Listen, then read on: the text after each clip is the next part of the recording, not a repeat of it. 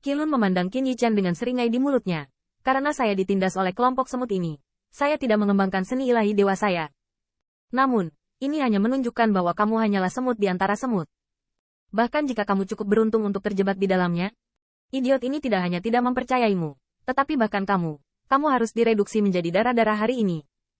Saat berikutnya, Qilun tiba-tiba melesat, dan siluetnya menjadi ekstrim, dan jalannya sangat berangin. Dan masih berjuang untuk bersaing dengan pemandangan kemenangan piton gila. Dapat dikatakan bahwa ususnya berwarna hijau. Siapa yang bisa memikirkannya? Itu benar-benar dapat ditebak oleh mulut gagak anak itu. Apa gunanya tebakan kunci? Belum lagi Guzian dimiliki oleh alam dewa Dongman, dan dia masih memiliki tubuh dewa. Bahkan jika dia tidak dirasuki tubuh, bocah ini tidak bisa menghentikan pedang Guzian sebelumnya. Qilun melintas di depan Qin Yichen. Murid ular itu penuh dengan lelucon, dan bahkan membuatnya meremehkan dirinya sendiri. Sebagai gantinya, energi pedang ular sanca yang gila dipotong. Mulut ular sanca itu melebar, dan mulutnya penuh dengan kekuatan abadi berwarna merah tua. Gigit saja tenggorokan Qin Yichen. Namun, pada saat berikutnya, Qin Yichen tidak bersembunyi. Saat mata bintang panas, sudut mulutnya menyeringai. Safek Timur yang terhormat, apakah sangat sulit untuk dihadapi? Hai! Cahaya pisau muncul, skala terbalik menebas, dan raungan naga melonjak. Setelah dipotong, piton gila itu dipotong menjadi dua bagian dalam sekejap, dan kekuatan abadi yang tersisa sudah terlambat untuk berjuang. Itu dihancurkan dengan pisau. Pada saat ini, Qin Yichen penuh dengan nafas, cahaya kemasan bertahan, dan pedang harimau putih di tangannya tampak berubah menjadi naga harimau dengan 10.000 ular piton. Qilun melihat di matanya bahwa murid ular menyusut, tetapi dia tidak menyangka bahwa pukulannya sendiri tidak membunuh pemuda yang tidak dapat berdiri dengan satu pukulan di depan semut prefektur Zong yang dirasuki oleh tubuh. Melihat bilah harimau putih di tangan Qin Yichen, wajah Qilun menjadi lebih dingin. Semut dari 8 lapisan surgawi seharusnya tidak memiliki benda suci. Benda suci. Melihat Siang Seng di matanya, dia tiba-tiba terkejut. Bocah ini yang tertindas sendiri, penakut, bahkan punya objek pemecah belah. Apalagi dia bisa menghentikan pukulan Qilun? Tapi saat berikutnya, saya melihat murid ular Qilun yang dingin dan parah. 10.000 piton melonjak di belakang, menyapu 8 kotak, niat membunuh di mana-mana. Kamu bukan semut. Setidaknya jauh lebih baik daripada para idiot ini. Sayangnya, ini bukan kualifikasimu untuk menyinggung dewa. Wajah Qilun canggung. Dia tidak percaya bahwa seorang pria yang tidak dapat mencapai 9 lapisan surgawi dapat memiliki objek pemisah. Objek ilahi adalah satu hal. Kuncinya adalah anak itu memiliki kekuatan untuk mengendalikan objek suci dan menghentikan serangannya. Ini jelas bukan kekuatan yang dimiliki oleh 8 lapisan surgawi. Tapi bagaimana dengan itu? Jangan katakan bahwa ranah tubuh ini adalah satu lapisan surgawi penuh di depan anak itu. Bergantung pada kekuatannya selama hidupnya, dapat dikatakan bahwa selama tidak ada kekuatan yang membelah, tidak ada yang bisa menghentikannya untuk melihat Qilun lagi hari ini. Adegan mengerikan pembunuhan 10.000 piton membuat Siang Seng kembali putus asa. Meskipun saya tidak tahu mengapa bocah itu bersembunyi di depannya, tetapi dibandingkan dengan Guzian, yang dimiliki oleh Dewa Dongman, dia tidak memiliki kesempatan sama sekali. Hanya saja Siang Seng tidak mengenali Qin Yichen. Meskipun bilah macan putih adalah benda yang membelah, ada banyak benda yang membelah di dunia, dan dia belum melihatnya. Mendesis, 10.000 piton itu ganas, datang dari segala arah.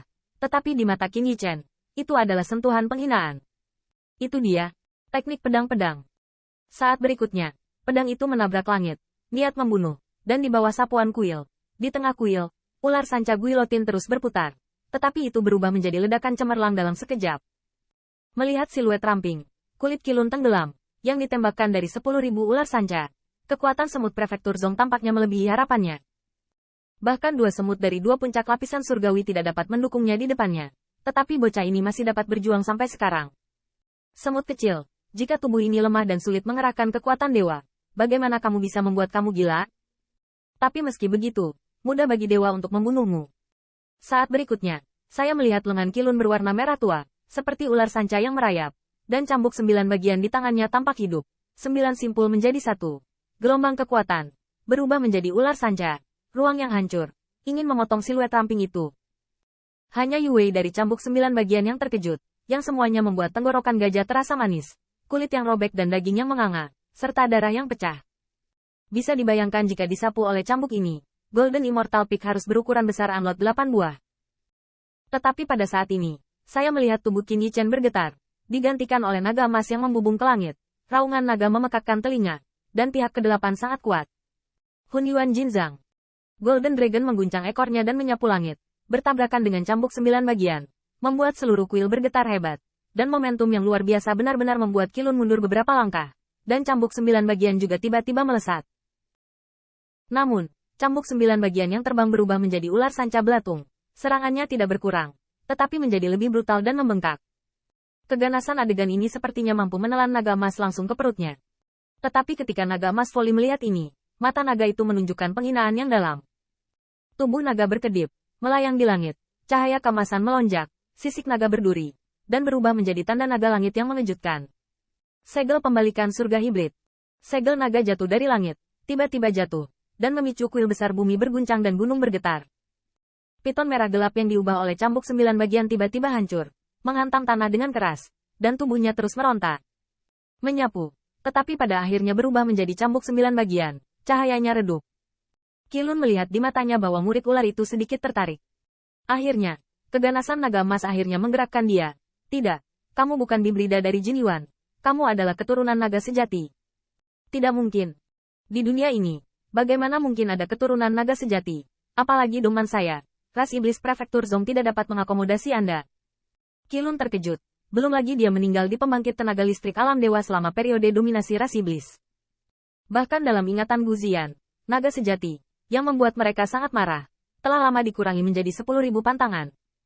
Long Yin menghilang. Qin Yichen berubah menjadi sosok manusia, tetapi mata kembar itu lebih dingin dan parah. Hong Lian mengatakannya dengan baik, seperti alam dewa kupu-kupu Tianming dan tingkat lainnya. Penglihatannya sangat kejam. Setelah merasuki tubuh, Anda juga bisa melihat ada apa dengannya. Tetapi, apakah ada yang tahu? Qin Yichen melihat sekeliling.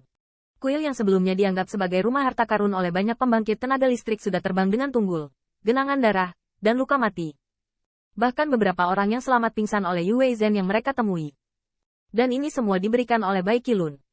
Belum lagi konsekuensi dari pengungkapan identitasnya. Qilun sendiri tidak bisa membiarkan siapapun pergi. Qilun mendengar ini, kulitnya tenggelam, tidak menyangka bahwa dia baru saja melihat matahari lagi. Dan dia bertemu dengan keturunan naga sejati yang seharusnya menjadi sejarah. Wah, kamu benar-benar memberi kejutan yang menyenangkan pada dewa.